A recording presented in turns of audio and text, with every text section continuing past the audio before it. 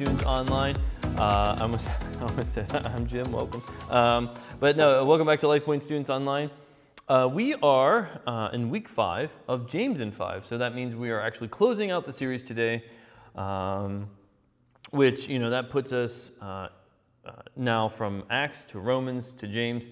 And actually, next week we are going to be starting a series on the book of Titus, which I'm very excited about. So if you haven't picked up on the trend here, we're kind of doing a kind of brief walkthrough of a lot of the New Testament. We did like last summer, fall, we walked through a lot of the Old Testament, and we are working through the New Testament now. And I'm very excited about this because it's nice to know that we can kind of highlight some of the major points of each book, because I know a lot of people probably haven't read through Titus, and I get that, and that's why sometimes we miss so much of the richness in each book, because we often go to the Gospels, and rightly so, or we read something like Revelations because it's so, sometimes it feels so beyond us, but we want to read it anyway, and I get that. So we kind of feel out the more kind of, I don't want to say sensational, but some of the more standout books, or at least what some people might call more standout books.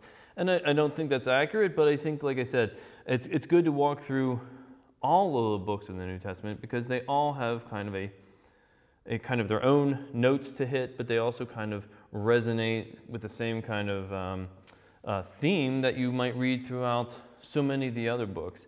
But again, there's richness there. There's things that really might speak to you. And as always, as I encourage you to read all the time. But as we hit each book, try to read through each book, like James, Titus, Romans. And again, I would encourage you to do that, not just to follow along, but to have a greater understanding, especially if you've not read any of it before. Again, Titus, not a huge read. None of them really are. Really, the Gospels, Revelations, those are probably the longest books in the Romans, again, is long, but Revelations is rather long, again, so is Matthew. So all of them are relatively smaller, medium-sized. Sound like I'm giving a menu at McDonald's, but you know what I mean. The point is that there's nothing difficult here or lengthy to read. And in fact, again, I would just encourage you to always be in your word. The other thing is, as always, meeting here Sunday nights, 6:30 to 8. We're going to try and expand that here back to our full 6:30 to 8:30 time slot. And we're getting there. I think you guys see signs of that going on, things getting more as vaccines and just even policies about like 6 feet, or now people are saying, even the CDC, 3 feet's okay. It's going to be hard to train us not to think in terms of 6 feet, but now they're saying 3 feet is okay. But just be assured that when we meet in person, we're trying to strike a balance in all things as best we can. We will stay distant. We will honor the mask thing as much as we can. And if there's a time when that's lifted, even better. But just know that we're doing our best here to, again, accommodate, and not everyone, we can't do that, but we are doing our best to keep a good balance. So please remember, 6:30 to 8, and, as we approach summer, I can't believe I just said that, that we're going to have some stuff planned out and we're excited about. Actually, speaking of which, parents, this is just for you. April 24th, 2021, here at the church, 10 a.m., we are having a kind of just a parent gathering. This is nothing more than a time to come, share, vent, just maybe commiserate with fellow parents about the last year. Let's talk together about some stuff that we'd like to accomplish here in the youth ministry, but also, again, just maybe even pray together and like I said, just be able to kind of commiserate together and share alike. So with that, keep that in mind. Also, Creation Fest, again, kind of threw us all for a loop a couple weeks ago, but we are looking at some other music festivals that happen later in the year. So be on the lookout for that, as well as some of the other summer programming we're trying to get out. So just trying to kind of get things back to some sort of normal, and please be on the lookout for that. So all that to say, let's jump into the lesson. Let's jump into lesson 5. And lesson 5 is, it's not about me, or you, or me, whatever. And our key verse is James 5, 1 through 6. So no real recap from last week. And by the way, hope everyone had a happy Easter, a full Easter, and I mean that by not eating way too much candy or ham or whatever, but everyone had a blessed time with maybe family, whether you traveled, stayed in, had people travel to you. But we're just going to kind of pick it up, the lesson up from here. No real recap, but the point is that I know I dealt with this when I was growing up, but you know, we all have something that we have or want that would get us noticed, and that we think might make us look good because we have it. I was looking at different examples back in the day, trying to look back at like what was the trend when I was growing up. You guys know what they are now. It's ever changing. Parents, you know what I mean when I say like clothes were a huge thing. I know when I was growing up, like you had to have the right clothes, and I don't think that's as much anymore, or at least in some areas it isn't. But or the right shoes. That was a big deal, and I know that's changed somewhat too, but the point is that we've all dealt with something. The other thing is, if it's not something that we want, like an object or think we have to have, sometimes it's something that we've done or someplace we've gone, like traveled to or experienced, you know, anything that basically thinks will elevate our image in front of other people. May it be something we've accomplished, or may it be something that we possess or wear. But just for you and I, some examples obviously might be our phones, right?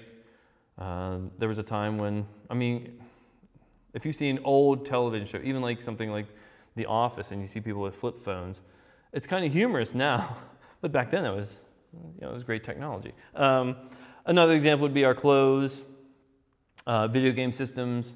Again, you might pull out the old system and think it's fun and retro, but you always go back to the new system. And you might brag about how you got the new system, especially if you're like an early owner, right? But when we get older, another example, I know you, parents especially, but some of you might have experienced this. You might want to talk about the university or college you went to, the car that you drive, or the amount of money you make at your work or your job or your business. Again, all these status elevation things.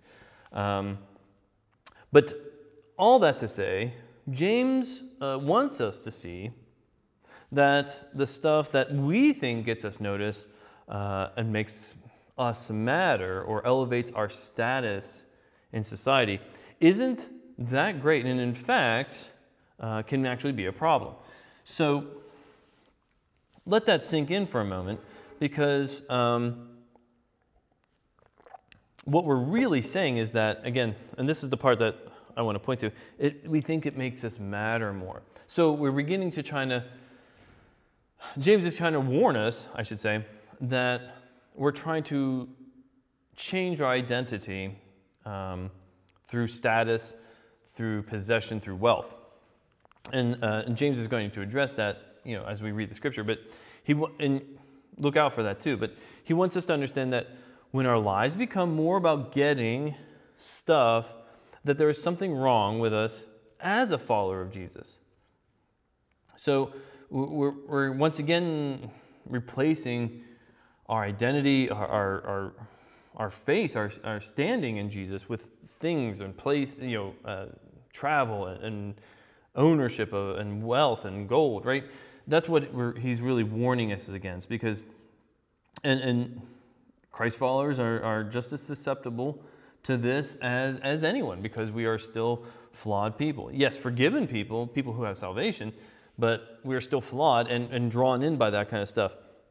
And sometimes I think we even couch it, or we try to emphasize it in terms of like Christianese, like, so as a Christian, if I've traveled here to this very, I don't know, holy place or something like that, we'd like to brag about it. I mean, not that it probably isn't cool, but you see what I'm saying? We try to Christianize things while still trying to elevate our status. So again, just a warning from not just me, and again, this is, don't take my word for it, look at James, and which we're about to do now. So, you're going to love this, how it just comes right out and says it. James 5, 1 through 6, the title heading is Warning to Rich Oppressors. Now listen, you rich people, weep and wail because of the misery that is coming to you.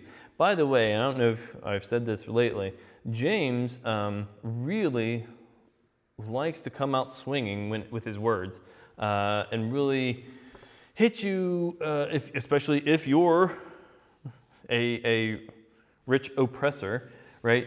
He really doesn't like to be unclear in his communication, as we might say. I won't read verse 1 again, because I'll probably laugh. But read with me verse 2. Your wealth has rotted, and your moths have eaten your clothes. Your gold and silver are corroded.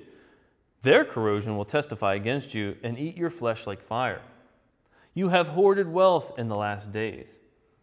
Look, the wages you have failed to pay the workers who mowed your fields are crying out against you. The cries of the harvesters have reached the ears of the Lord Almighty.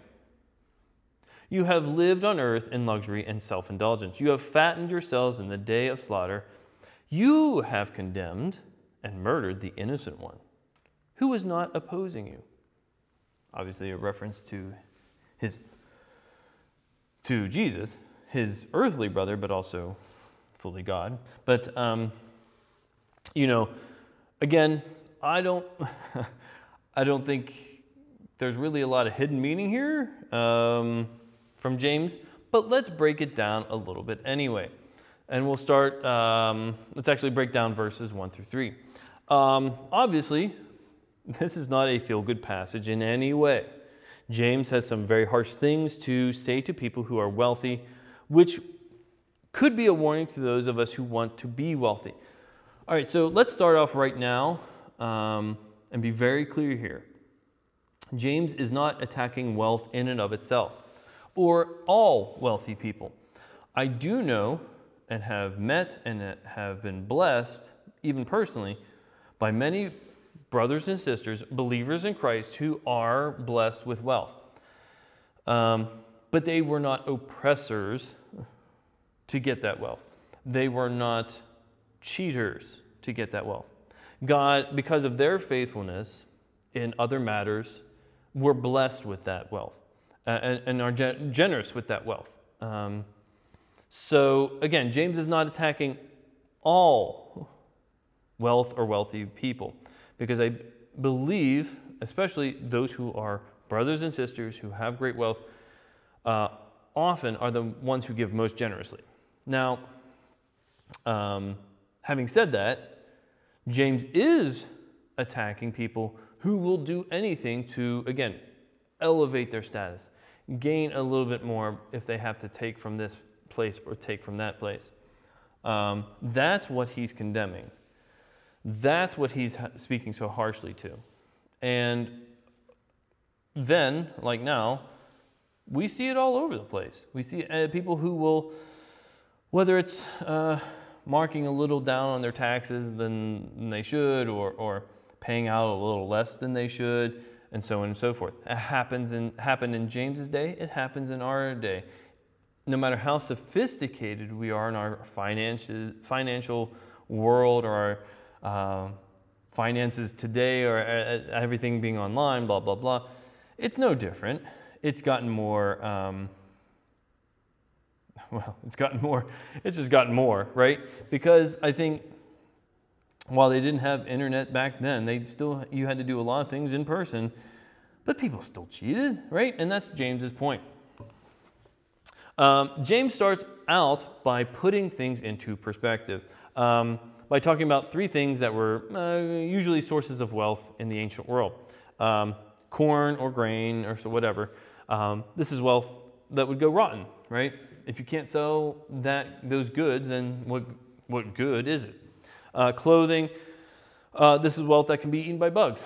Moths, he mentions, and moths are a huge problem. They eat through clothes.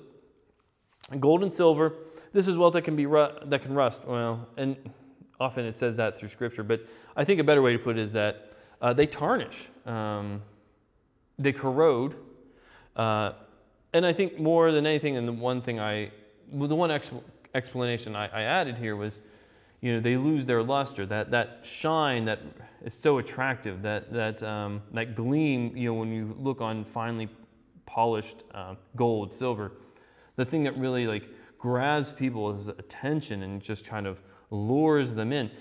Eventually it loses its luster. Eventually it loses that shine that attracted us so much at first. And the point here is that, yes, you'll have gold at some point, but it'll lose its luster. And so while there's a physical side of that, it oxidizes, whatever, I think it's also partly metaphorical in that thing that drew you in so much, it goes away after a while. It loses its luster, So keep that in mind as well, that you may not break down the gold, it may not rust away, but that attraction that you once had, that thing that grabbed your attention, that shine, that gleam, it goes away, gone, right? So that's what James is kind of referring to. We should think about the stuff that we should think about the stuff that we think gets us noticed. So think upon that. What is some of the stuff we talked about that we think gets us noticed? Technology goes out of date, right? Like I mentioned, think about flip phones back in old television shows. It's kind of funny now. I know some of them are coming back, but still. There will always be better phones. Clothing goes out of style. If you don't believe me, there's not a lot of people walking around in MC Hammer pants. If you don't know what that is, ask your parents. I'm not saying they were comfortable. I'm just saying it was a thing. But, sorry, I just have a mental image of MC Hammer pants. All right, when we start making life about us getting things that make us look good, again, elevate our status to others, that's when we get into trouble. Because that's where we think our identity lies, that's where we think all importance is, everything is urgent about that. And our focus, even as Christians, it gets shifted, right? It goes from aiming towards Christ to whatever else that thing is. And then, because of that, we forget what is really important because we get distracted by these shiny, literally, objects, things that seem fun or new, places we can go, and that would impress other people. It's all about the impression that we're leaving. Maybe even for some people, it's not even all that. Maybe it's the culmination of it all. They want to leave some sort of huge legacy that they, stamp their name or carve their name in rock, and that no one would ever say that they didn't do stuff. And I got to tell you, as a Christ follower, my goal isn't to leave much of a legacy other than that to be said of me is that I followed Christ. But that goes against kind of the worldly approach, the worldly view. So let's look at verses 4 through 6. For some people, the desire to get more stuff will mean that they are willing to do whatever it takes. You know somebody like this. I know somebody like this. And often that means treating people unfairly. Now, that can mean a lot of things. If you're a boss, you might not pay out what you've promised to pay out. You keep a little bit more back. Not a lot. Maybe it's not noticed. But you notice if you're the one who's doing it, right? But that's how it begins. In James's world, the working class person was paid daily, not at the end of the week or every 2 weeks, like we have it today. It was a you've done this much, here you are type thing. The amount of people that people made back then was obviously very small. And if they weren't paid on time, then that person, that family just simply didn't eat. So not treating someone fairly was a big deal. We see here James referring to it, that we need to be fair in our dealings. Jesus speaks to it. Paul certainly speaks to it. We see this all over the New Testament, and often in the Old Testament as well, that we need to be above board in our dealings. So James is by no means the first to speak to it. Again, he is just one of many reiterating that need. James is saying it is wrong for you to get rich because you haven't treated other people fairly. Again, not talking about people who have been blessed with wealth by God because they have been a blessing to other people because of that, or been responsible with that wealth in a godly sense. He's referring to people who will do anything underhanded, big or small, and usually small gets bigger and bigger. He's referring to that person or people. Sometimes we are tempted to just look out for what makes our lives better. Not diminishing that temptation, that's a huge one. And in fact, it may start off even as a practical thing. Maybe Satan's not even in it. Maybe he is. He's a master of making things look practical at first, logical, even almost sometimes. And yet then later on, once we're hooked, he flips the script. But it may be just simple like, hey, especially think about the time of COVID. People have lost jobs. Jobs were not as secure as they once were.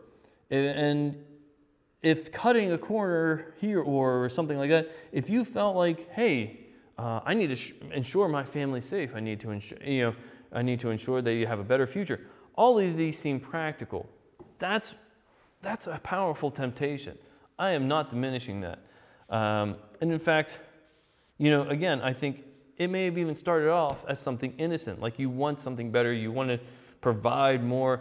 It all sounds so good. And that's why I think,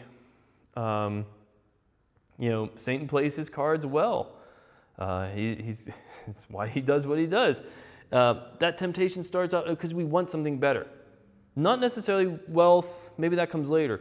But as things start to get rolling, you might think, wow, well, maybe we can get wealthy because of this. And again, that rationalization, we don't always catch. And this is what James is talking about in verse 5. Again, I'm not downplaying like original outset of what are you trying to attempt? You might want something better. Sounds great. So often, probably more often than not, that's when Satan comes in and just totally twists the circumstance. And now you no longer want what's better, you want all of it, right? And that's where it gets so dangerous for us as Christians. It's not wrong to want better or more, or something more stable. Totally makes sense as a husband, as a father. It makes sense. And that's why we have to always walk so carefully.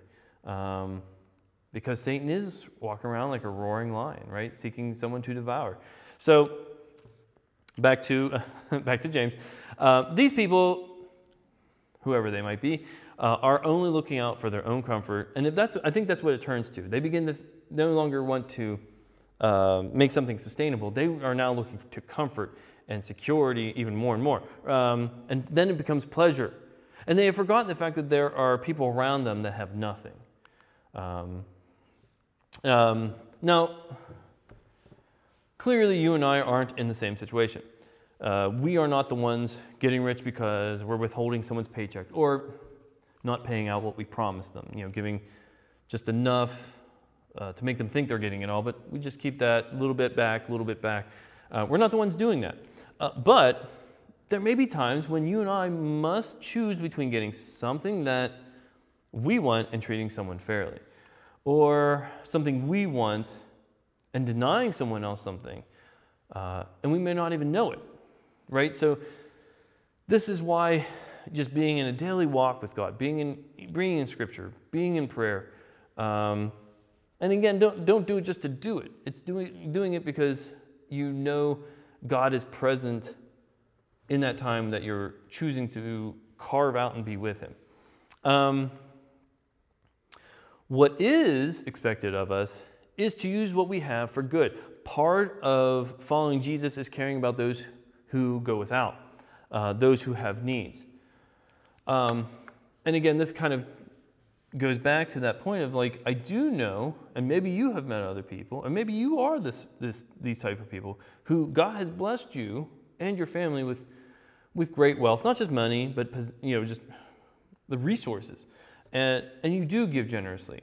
And I think part of that, and I know I have experienced this on a small scale, when you are responsible and you, as you have been blessed, that you bless others, God just blesses you so much more often.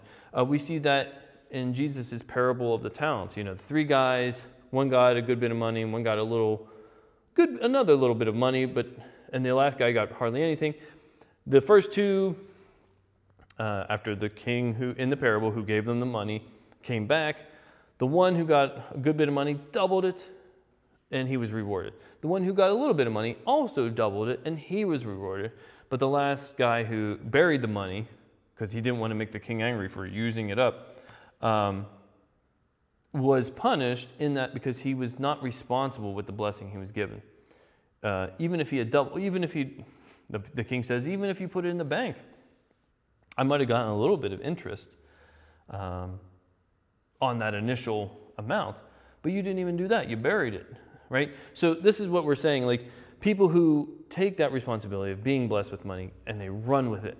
They run towards God, they run towards people with needs, and they bless them because they've been blessed.